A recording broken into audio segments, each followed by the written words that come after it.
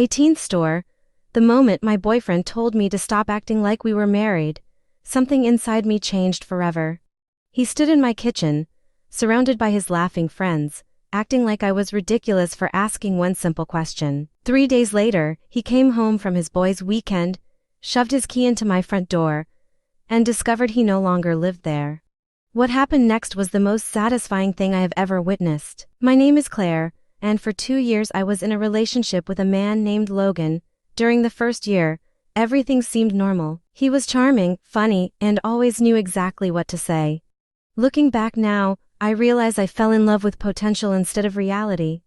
The real Logan slowly revealed himself after he moved into my house. And yes, it was my house. The mortgage was in my name, the utility bills were in my name.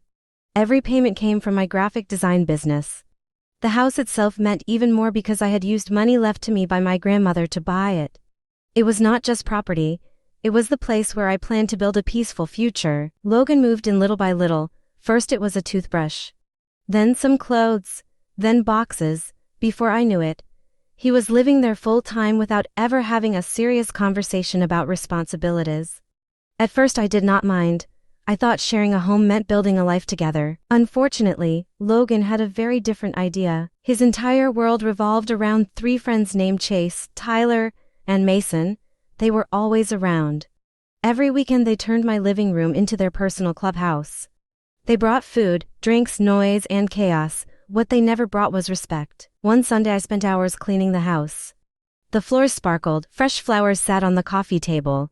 Everything looked perfect. I was excited for a quiet evening. Then Logan walked in with his friends carrying pizza boxes and cases of beer. Nobody asked, nobody warned me. For the next several hours they screamed at football games, left trash everywhere, spilled drinks on my new rug, and disappeared without cleaning a single thing.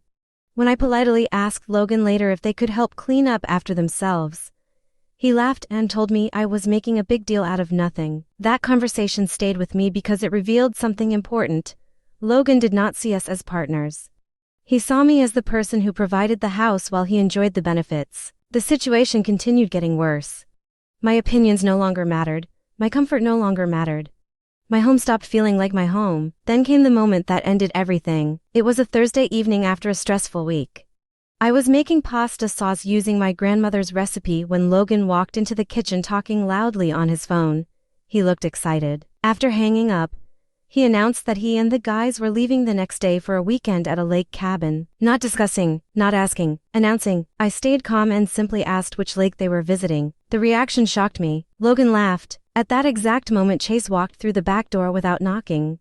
Logan turned toward him and rolled his eyes. Then he looked at me and said the sentence that changed his life. "Stop acting like we are married. You do not get a say in where I go or who I spend time with." His friends burst out laughing. They stood in my kitchen laughing at me inside the house I paid for. Strangely, I did not get angry. I got calm. For the first time in months, everything became crystal clear. The relationship I had been trying to save did not exist. Logan had already told me exactly how he viewed me, so I smiled. I told him he was absolutely right. That answer confused everyone because they thought I was backing down. They laughed even harder before leaving for their trip. The second their truck disappeared the next afternoon, I got to work. First, I visited my elderly neighbor, Walter. He was a retired teacher with a love for drama and an even greater love for justice.